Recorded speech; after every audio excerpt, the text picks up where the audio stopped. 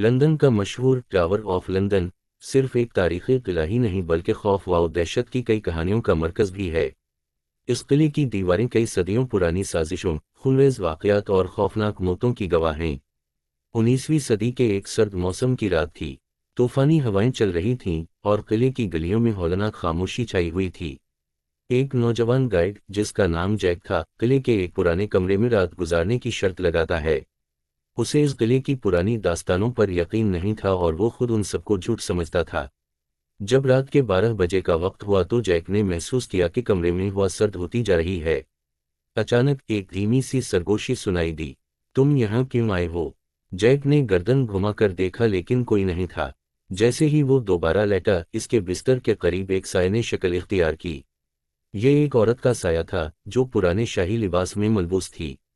اس کے ہاتھ میں خون سے بھری تلوار تھی اور اس کی آنکھوں میں انتقام کی آگ جھلک رہی تھی۔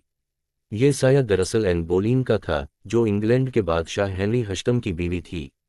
اسے جھوٹے الزامات لگا کر اس قلعے میں قید کیا گیا اور بعد میں بے دردی سے قتل کر دیا گیا تھا۔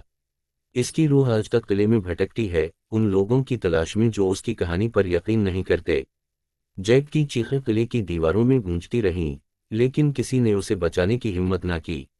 صبح کے وقت جب محافظوں نے کمرہ کھولا تو وہاں جیک کی لاش ایک خوفناک حالت میں پڑی تھی اور دیواروں پر خون سے لکھا تھا۔ یہ قلعہ ان کہانیوں کا گھر ہے جنہیں جھٹلایا نہیں جا سکتا۔ کہتے ہیں کہ اس کے بعد جو بھی قلعے میں رات گزارنے کی ہمت کرتا ہے، اسے اسی خوفناک انجام کا سامنا کرنا پڑتا ہے۔ لندن کے اس قلعے میں آج بھی چیخوں اور سرگوشیوں کی آوازیں سنائی دیتی ہیں، جو اس کی تاریخ کی ہولناکیوں کی یاد دلاتی ہیں۔